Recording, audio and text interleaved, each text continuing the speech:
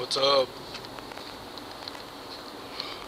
Eric here, Eric the Conqueror, facebook.com/Eric the Conqueror, or youtube.com/user/the Sandman047. Uh, let's see, what's up? It's October 7th. It's a Monday, 2013.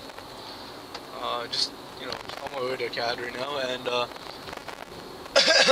ha! Sorry, hold on, give me a second. Ha! Ha! Alright, yeah, so I actually need to reground myself. A couple things I want to mention right now. One's to do with the nutrition, and the other's to do with the central nervous system and like the ability to do push-ups and chin-ups and shit like that. First off, what I wanted to say is that I think I've mentioned this before, but I think everybody should have a chin-up bar in their house, and everybody should be able to do like 20 chin-ups in 5 minutes. I don't know I don't know a good number, but like I think a very good number to be able to do is if you can do 20 chin-ups on top, you're pretty damn fit, and but that's unreasonable asking everybody in the world to do that. But I think you should at least be able to do a couple chin-ups and 10 push-ups, I guess, like as a baseline. Like if you're unfit, you're fat, whatever, weak, you should still be able to do 5 chin-ups and 10 push-ups at the very minimum. And that leads me to my next point. My first point really is a lot of the time it's not even a question of physical strength or stamina or just being unfit or being too heavy. It's just a matter of not having the pattern ingrained in your central nervous system, and once you ingrain it, it's very easy. So what I found works really well, if you can't do any chin-ups, I actually use this technique, is you stand on a chair or something and you cheat your way up to the top and then slowly come down. And while that keeps mechanical tension on the lats and the rhomboids and all that, and all your and all the muscles involved, it actually increases your neural efficiency. Like the pattern gets ingrained, like that movement, that pattern gets ingrained in your sensors. Like your spine, your nervous system sends the right amount of energy to all the right areas for you to maintain that slow, steady descend on the chin up. And as you do that more and more, I use a system of 8 sets of 8 negatives until I could do a chin up, and I would do 1 chin up and 7 negatives, and then slowly work my way up to doing 2 chin ups and 6 negatives, and so forth until I could do around 5, 6, 7, even 8 chin ups. And then now I just do chin ups, normal ones, and just bang them out as many as I can. And it's just a matter of neural efficiency. And once you can do one, and if you have a chin up bar at home, and say you have a routine where every time mine is every time I go downstairs, I do a max set of chin ups, and that's just my thing.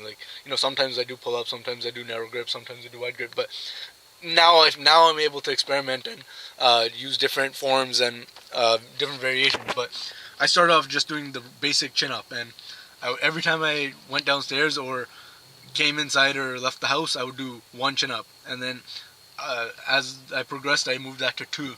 And what that does is that the daily volume of that increases the daily volume. And anybody who's ever learned, who's ever played a sport or who's learned anything at all, is that the best way to learn something is to do small bits of it many times a day and multiple times. Frequency is key. So doing that 1 chin up 20 times a day, that was 20 chin ups done in 1 day, and my central nervous system quickly picked that up and learned that as a movement pattern. And it's the same with when you're trying to learn squats and deadlifts. You don't fucking go and start banging out balls to the wall sets. You do singles, doubles, and triples, and even sets of 5. You do lightweight and you do sets of 5 to really ingrain the movement pattern, to teach your muscles how to fire correctly, and to just teach your body the movement, because that's usually the limiting factor when you first start out.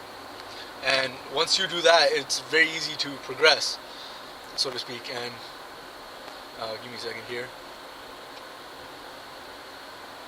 And yeah, so that's the one thing that I definitely noticed. And another thing is that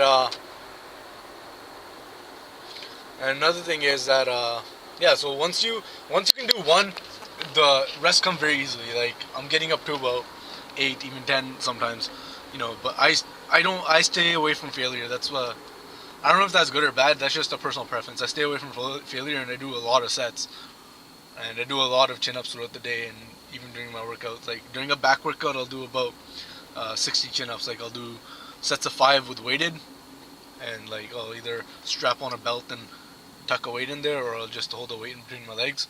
And you can't really go too heavy with the weight. But I haven't really worked my up. I'm only at about 25 pounds added weight. I mean, it's pretty good for me. I think at the current moment, at my current strength and weight, it's not that bad.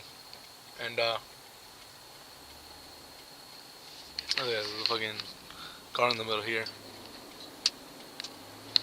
And anyways, yeah. So yeah, that's just what I wanted to mention. And second thing I want to mention is food.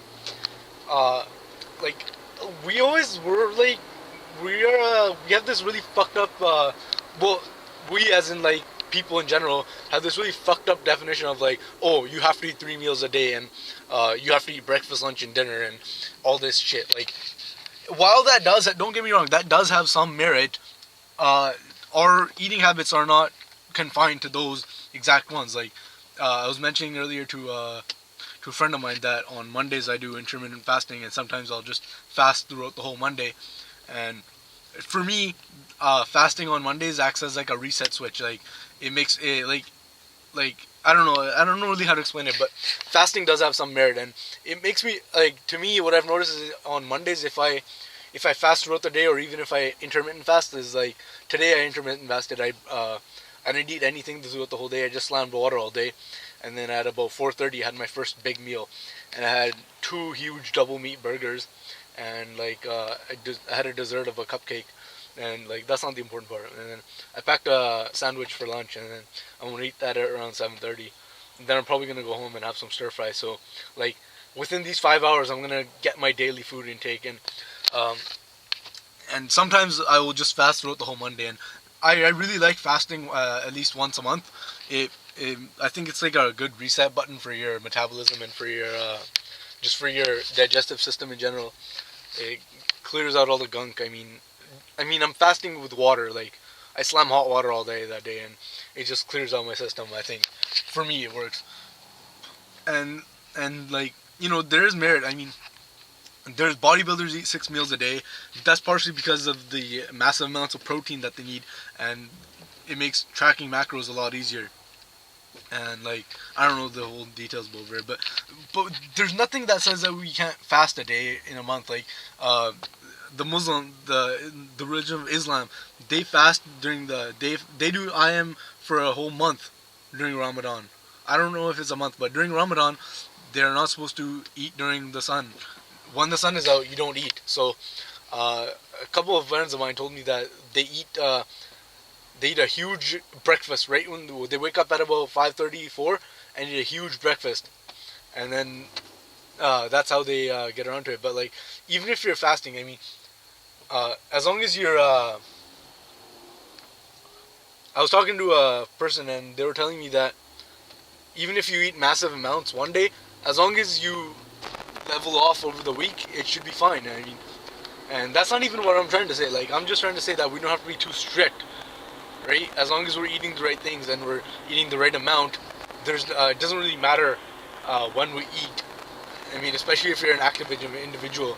I'm not saying it'll be optimal to build muscle, or like it'll be optimal. I'm not saying my methods will be optimal for you. You obviously have to play around and figure it out.